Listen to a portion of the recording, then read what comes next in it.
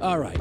This is the way guys work. I'm not going to speak for women, but it's the way a lot of guys work. We want to pretend we know stuff that nobody else knows. I've got an insider account. I saw that band before anybody else knew who U2 was. I bought that stock at $1 a share. So when the tournament comes around, here's what guys do. Oh, yeah, I've seen Mount Panera Bread State Tech play. They're awesome. I saw them play Roast Beef University a couple months ago. They're going to be, everybody picks upsets. Stop. We had a committee. They watch games. They know who's good. Every guy tries to tell you, ooh, wow, look, this team, that team. Since 1985, let me throw you a number. So 1985, 30-plus years, when they expanded to 64 teams, a 1, 2, 3, or 4 seed has made the Final Four 110 times. Every other seed together, 22. Okay, of the 30 champions, let me get this number. Of the 30 number ones, let's see, 20 champs of the 33. 20 champions of the 33 have been number one seeds. Okay, 1, 2, 3, 4, 5 seeds control the tournament. Okay, now, by the way, don't confuse that with saying all number 1 and 2 and 3 and 4 seeds are great. I'll give you an example. Cincinnati's a 2 seed. I don't like them. They can't shoot. I saw them play live, saw them play on TV, struggle offensively. I don't think they win a bunch of games. They'll win a couple, not a bunch. Xavier is a number 1 seed. I think they're overseeded. They have one guy who can score. They have a 6'6" guard, averages about 20 a game. I saw him get blown out twice by Villanova. Xavier, to me, is an overseeded team. They're a 1 seed I don't like. And Purdue's a number 2 seed. Liked them early in the year. I think they have athletic issues. They got a big who can't run. I think Purdue's overseeded. So I'm not saying I love all the 1 and the 2 seeds. I'm saying when we get to the end of it, it's going to be a 1, a 2, a 3, a 4, and probably a 5 seeds. They're going to dominate the tournament. In the last 15 years, here's what we know.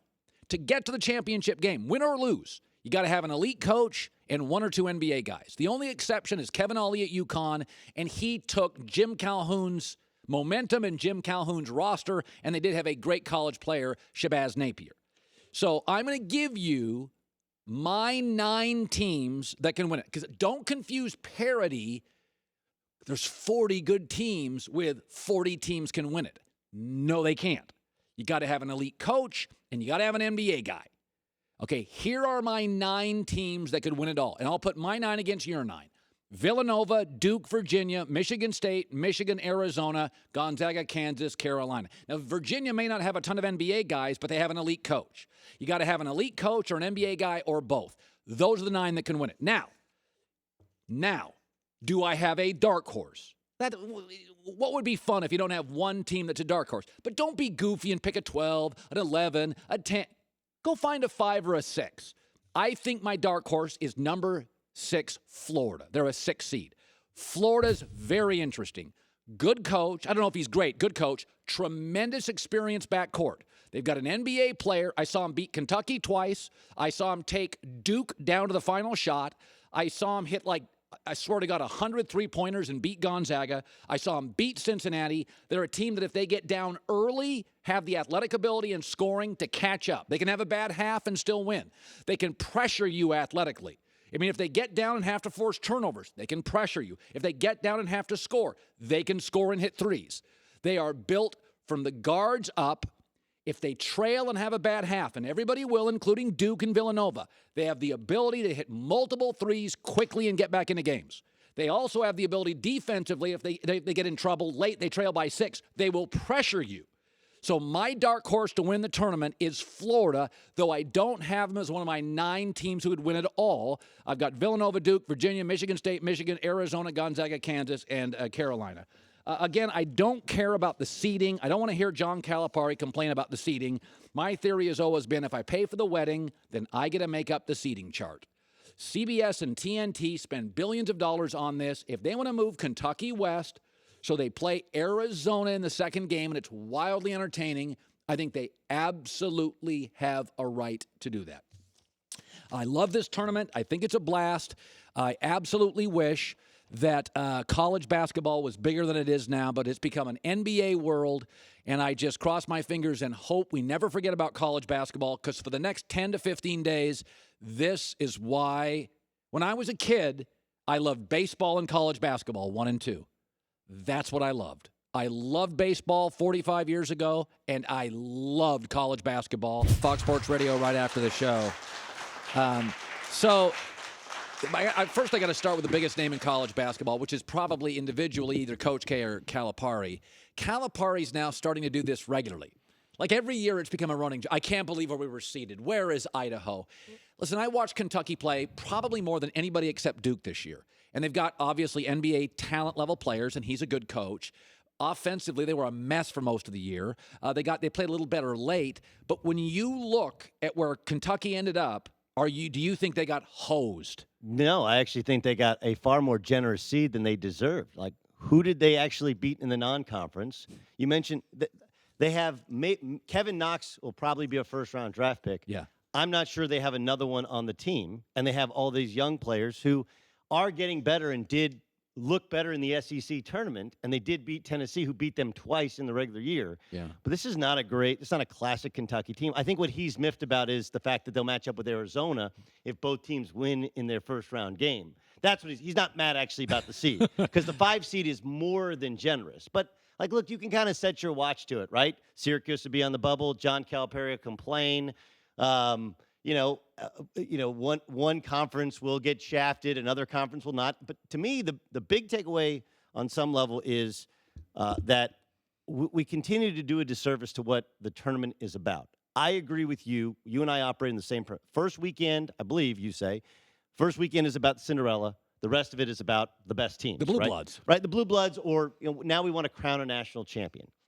But we keep getting away from that. Middle Tennessee State deserved the right. They were 12-1 in true road games. They went out and scheduled up in the non-conference. By the way, they've won a game the last 2 years in the NCAA tournament, including when they were 15, beating Michigan State 2 years ago, who everybody had winning the tournament. Right. Like they've proven beyond any reasonable doubt that they belong in, especially with the flawed group of teams they were competing against.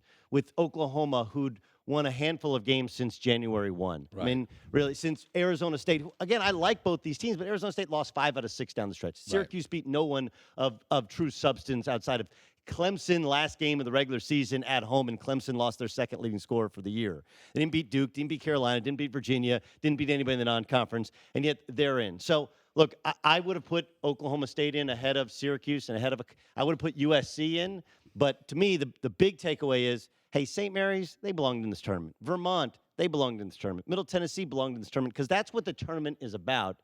And instead, we keep making it harder and harder for those little guys. Right, to get in. And so what does it do? It makes the coaches go, hey, I can't, you validate your career based upon number of tournament wins. Right. I got to leave. It makes the conferences. That's why Wichita left the Mountain Missouri Valley. Creighton left the Missouri Valley. Gonzaga's going to leave the WCC. Let's not get too far into the weeds. The reality is this tournament's 2 things. First weekend's the Cinderella. Right. The rest is Blue Bloods. And we're taking some of the Cinderellas out of it. Okay. So let me go into this. In the last 15 years, first of all, the committee generally gets the seeding right because we went and looked at the numbers today. Outside of a 5th seed, like nobody's getting into the championship, the Final Four weekend. It is 1s, 2s, 3s, 4s, and a handful of 5s. The numbers are staggering when you look at it, but there is always a dark horse. And I'll give you a dark horse. In fact, okay. I tweeted 2 buddies over the weekend, and they're not a true dark horse. So I always look at this. In the last 15 years, just to get to the championship game, you need 2 things. Right. You need a really good head coach. Okay. And generally, not only that, but an NBA player too. The exception is Kevin Ali, who inherited not only Calhoun's roster, but his momentum, like Mark Helfrich, Chip Kelly, took Chip Kelly's players, took the system. I'm going to throw one out to you. Go. Okay, this is a team that played with Duke and Cincinnati, and the Florida Gators have like 4 really impressive nights. I don't know anything about their coach, but I watched Florida 3 or 4 times this year. This is my dark horse. I think they're a 6th seed. That is the non-1, non-2, non-3, non-4, non-5. That is my dark horse. Again, whatever that means. Could Florida be a Final Four team? Yeah. Is that a legitimate? Weren't they a Final Four team before? That's what I'm saying. Like that's my because historically. Could they be? Yeah. There are nights in which they beat Kentucky. I think that was last Saturday, the regular season. They look like a Final Four team. Gave Duke everything. But they have some wild swings in this roster, and they're sporadic in terms of their shooting. Could they? Athletic? Yes, and they can pressure. They can get out and run. Yes. They've had some injuries. Sure, I'm willing to buy in with that as a possibility. I think that you always used to have a pro, and they don't really have one. a pro. They have but that's what's changed in college basketball, right? That really is what's changed. I think that it will be about the blue bloods. I think Xavier's a 1 seed. I know they didn't beat Villanova, but they went to the Elite Eight last year, and they had all kinds of injuries before the tournament began. I think people are underselling, 1, that they got a really good draw, and 2, that they're really, really good. Older teams are going to be the ones that win in this tournament.